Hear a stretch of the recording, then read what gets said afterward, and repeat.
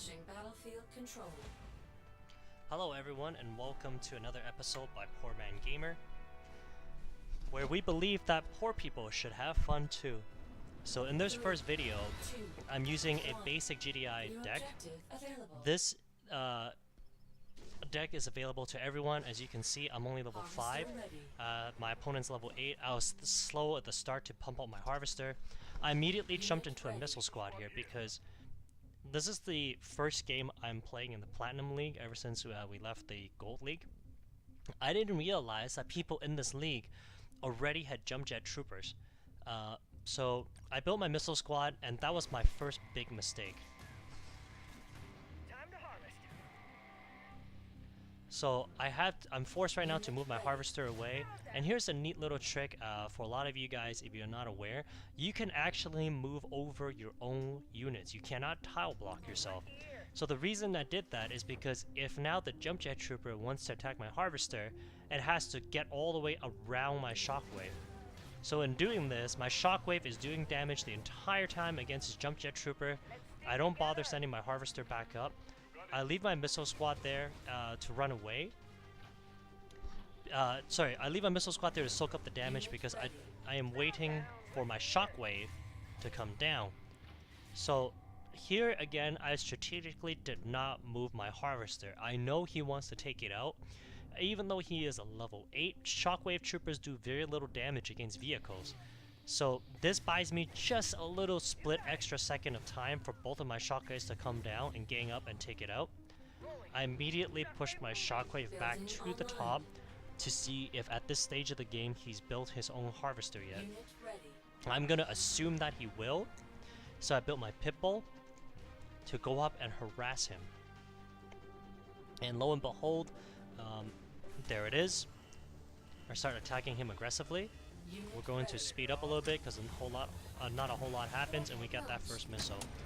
The reason why I pulled out the Predator tank was because I assumed that he would build a second harvester either down here on the bottom right, or but he didn't. He didn't go double harvester. A lot of people who play aggressively double harvester to make up for that slow start. So now I'm rolling down my Predator tank. I don't see anything, unfortunately, and I lost a lot of troops at the top, which is okay. I'm sending in the Shockwave Trooper to help clean up the mess. I know I'm going to lose that Predator tank, so I built my Lieutenant Strongarm just to cause them a little extra delay and try to do some damage to that Orca. I start pumping out missile squads because in this particular deck they are one of my better counters, and I also start pumping out Talons. Talons are surprisingly a very, very good anti-air unit. So because I won that first missile, by using these weaker units, all I need to do is capture the tile. I don't really care if I lose all my units, because if I can get that second missile launched, then I win the game. I don't have to win by a mile, because a win is a win. As our favorite character from the Fast and Furious movies once said, doesn't matter if you win by an inch or a mile, win's a win. Establishing battlefield control. So now in this second battle, I am aware that people can build jump jet troopers. 3, 2, 1. A lot of times, higher level players, once they can, for some reason they love to rush. It's actually a very, very good strategy if you can pull it off properly. So now I roll out my harvester, and I immediately try to save a Shockwave Trooper. There it is, the rush. I send my Shockwave Trooper up, and once again, I drive over my own unit. And then what I'm actually going to do is turn that harvester around and force his jump jet troopers to go all the way around my shockwave. On this particular map, I'm using the geography to my advantage. There's actually a little hole there, if you can see it, right there. It will force any jump jet troopers that come in through the bottom to go all the way around before it can reach my harvester. So now that shockwave is able to do quite a bit of damage on it. It doesn't have a lot of health left. I'm thinking right now, oh, he's probably going to build his own harvester. No one's stupid enough to keep rushing the same harvester over and over, right? Well, guess what? I was wrong. So I built a pitbull, anticipating that he would build his own harvester, when he totally didn't and tried to rush it once again. I know by now I'm going to lose that harvester because I couldn't move fast enough. So I just let him take it out, and I finish off his jump jet. And there's his harvester, so now is my chance to harass him. Building online. I immediately go to an air unit. The reason for this is Unit I am ready. trying to push, he's been sending a lot of jump jet troopers. I thought maybe he would send out an orca because of his aggressiveness and the style of his play. Warning, Fortunately, our he base didn't. is under attack. And he has allowed my Pitbull to do damage to his harvester this entire time. So now we cripple his economy because of his slow start and allow me to get all three of my labs, I guess you call them, out, my barracks, my war factory and everything, and allowed me to win that first missile. I built an orca to harass his harvesters because he is such a higher level player. I know that he's gonna love tech lab units, and every unit he pumps out is gonna be stronger than mine. At this stage, all I can really do is run away from his Wolverines. I built a Predator tank to go down there to try to take on his Wolverine. So take a look at what happens down here, folks.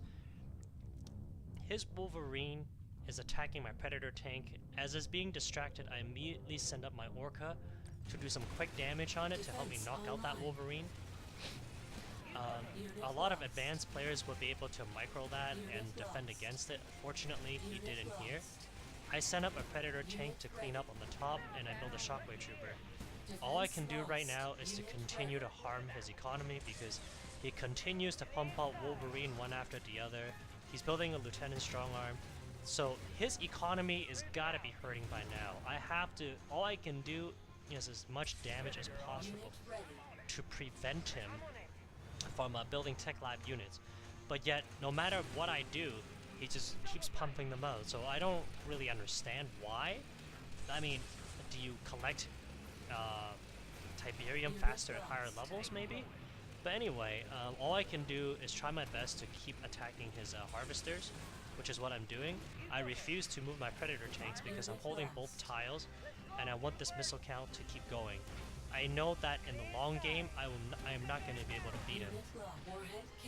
So now I send out my Shockwave troops to finish his zone troopers.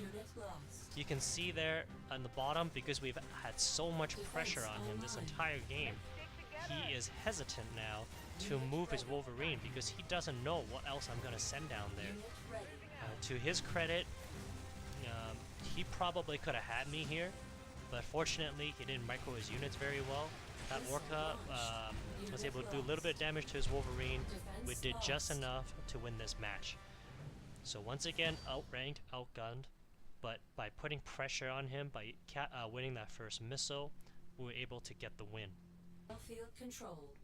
This is the third and final video, battle for this video.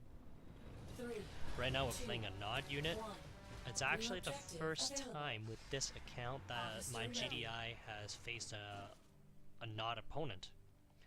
We have the standard harvester opening. The reason I built a missile squad right away is because I assumed that he would bike rush me. I just been rushed 2 times in a row, and third time's the charm, even if they're different players. I heard that he built a unit. I assumed there was going to be a flame trooper, but I don't know that until I go see it. And lo and behold, is a double harvester, which is great for me. So I'm trying to damage his economy as much as I can right away, even if it means just slowing him down because he's higher level than me, and chances are every unit he sends out is going to outlevel mine. So I'm just going to let that missile squad die. Oh, I thought I was going to let it die. I guess I ran away. I sent a Predator tank now. The reason is, before I even knew he built a second flame trooper, most people, when they see a barrage of missile squads, their first instinct is to overpower you by building a lot of anti-infantry units. So by anticipating that he's going to be building these anti-infantry units, I roll up my Predator tank. So you can see here, it gives me an opportunity to move my Shockwave into position to try my best to keep that tile moving along. Right now the missile is stalled out and there's not much I can do because he's got a lot of strong units there. It does allow my Predator tank to take out his harvester. All of his attention right now is on my Predator tank. You can see he is strategically trying to stall this missile as much as possible. The reason I do not engage him yet is because I know I cannot win against his infantry units. So I get my air tower up, I get my Talon up. I'm gonna use my Lieutenant's strong arm to push him off and send in my Talon. Take a look here, a minor detail, but notice that he lost one flame trooper. Sometimes that one extra infantry unit makes all the difference in the world in these close battles. My Lieutenant Armstrong is gonna keep fighting that missile squad. Now I send it down to take out that flame trooper. It was only because I took out that first trooper that I was able to wipe out his unit there. I send my Orca down to the bottom. Unfortunately, he saw me. I thought he wouldn't. I get my Orca to the other side, and I snipe his Harvester. Now that I've got the 2 tiles on the top, I'm gonna win this first missile. And now the pressure's on him. I lost that Orca, that's fine. Had very low health anyway. And I have enough Tiberium at this stage to build new units. So if you take a look here, all of my units are fairly weak. 3 out of the 4 of them have less than half of their health left. So I push them all forward to let them commit suicide, bait him into attacking all of my units.